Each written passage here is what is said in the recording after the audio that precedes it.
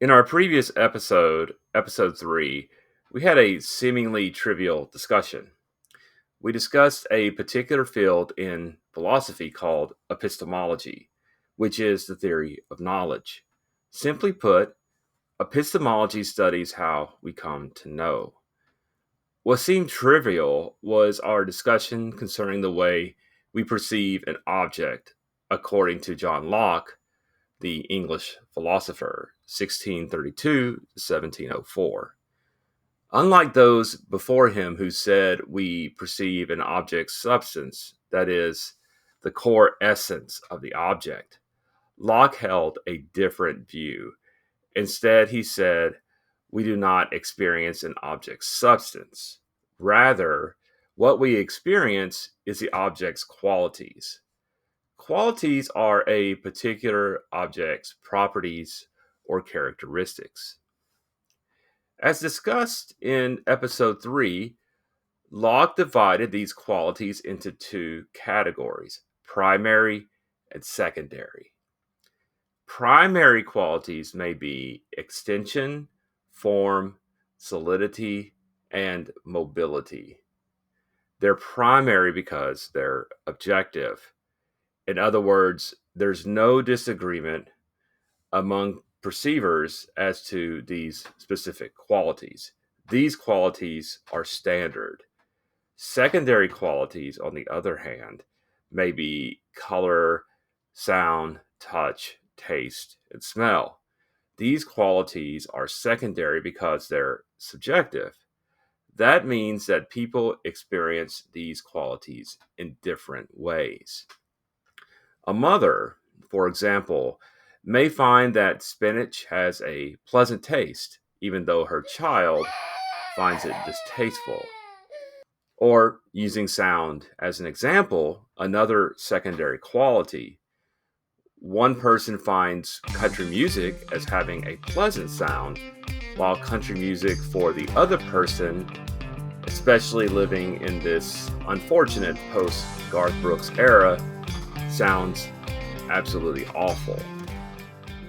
Again, you may be thinking that all this is very trivial, but very soon we'll see that the ancient philosophical way of identifying an object by its substance or its core essence, which is independent of any qualitative changes found in that particular object, is much less likely to undermine our certainty.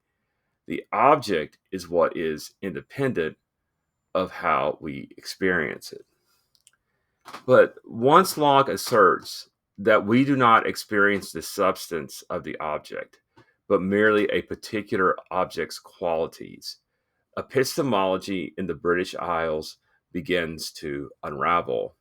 We'll learn some interesting ideas from thinkers who followed Locke and took his epistemology to its final conclusion. In regards to those skeptics who followed Locke, even the well-known atheist philosopher of the 20th century, Bertrand Russell, said that this degree of skepticism demonstrated the bankruptcy of the 18th century reasonableness. As we study the history of the Restoration movement, keep in mind that these epistemological technicalities make up the debate surrounding Alexander Campbell, a restorationist who grew into a man by the early 19th century. What we're discussing now is the discussion Campbell would follow as a student. Here in episode 4, we continue our study of the book titled The Origins of the Restoration Movement, An Intellectual History by Richard Tristano. It's out of print, but a full-text PDF is available online. I'll also post a link to the text in my video description. All this is courtesy of the library at Abilene Christian University, which includes a Restoration Movement page full of many wonderful and free sources.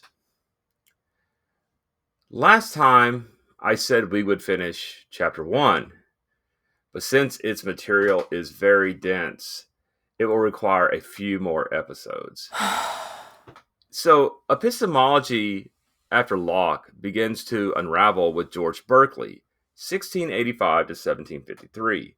Recall that Locke said primary qualities are objective, while secondary qualities are subjective.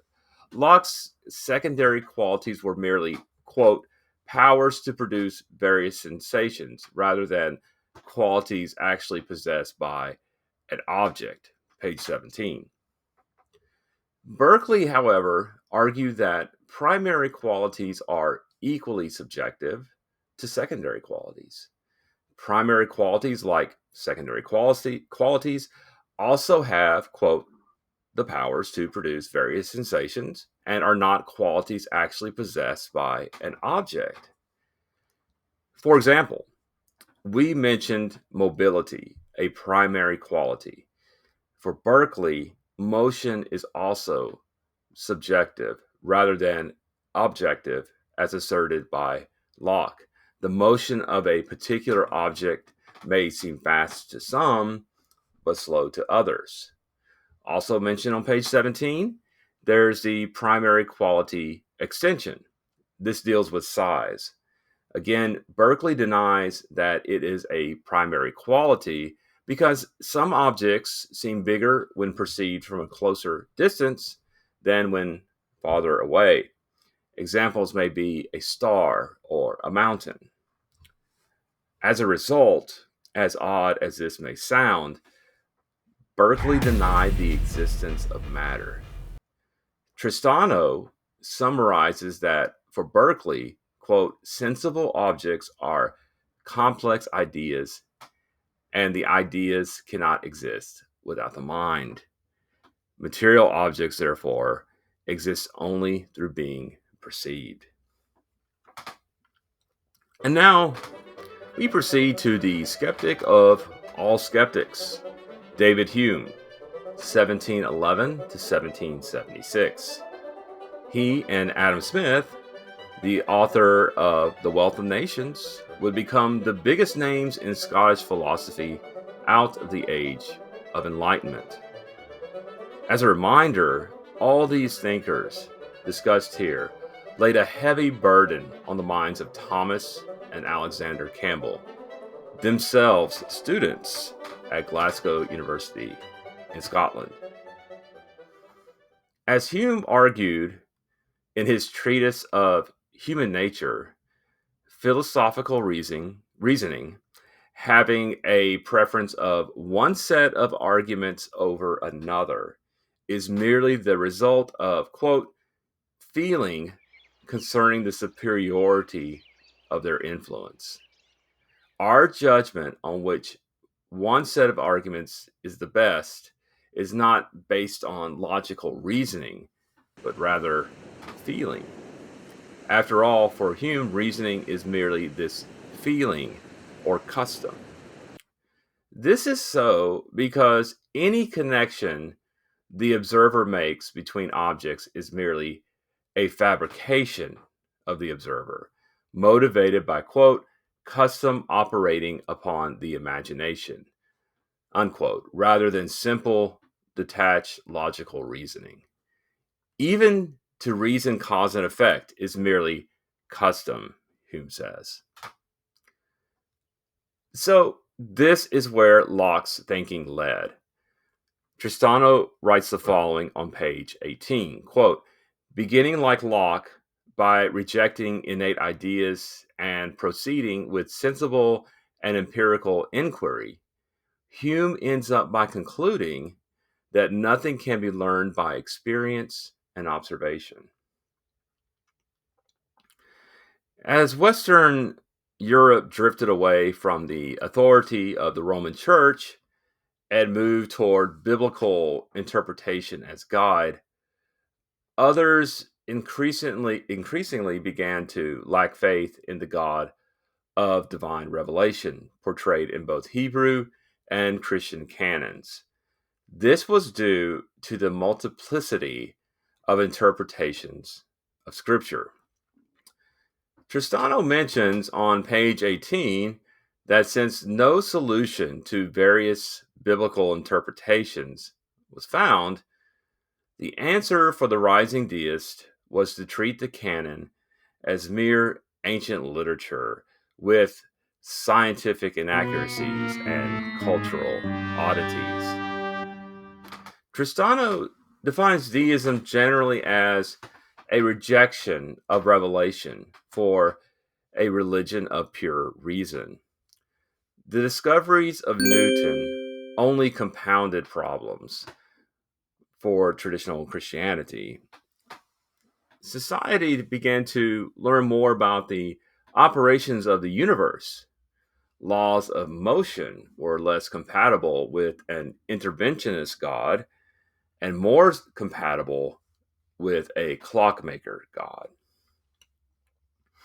Here, in this time and place, with skepticism and deism increasing rapidly, we may wonder how the Campbells came out unscathed. After all, this was the world they experienced, educated as they were at Glasgow University in Scotland. But in our next episode, we'll discover that not everyone was a Berkeleyan, a Humean, or even a Lockean. In our next episode, we'll discuss another Scottish thinker whose name may not be as widely known. In spite of that, this new Scotsman would become an indirect influence of the future restoration movement in America. Thanks for watching. Please like and subscribe. I'll see you next time.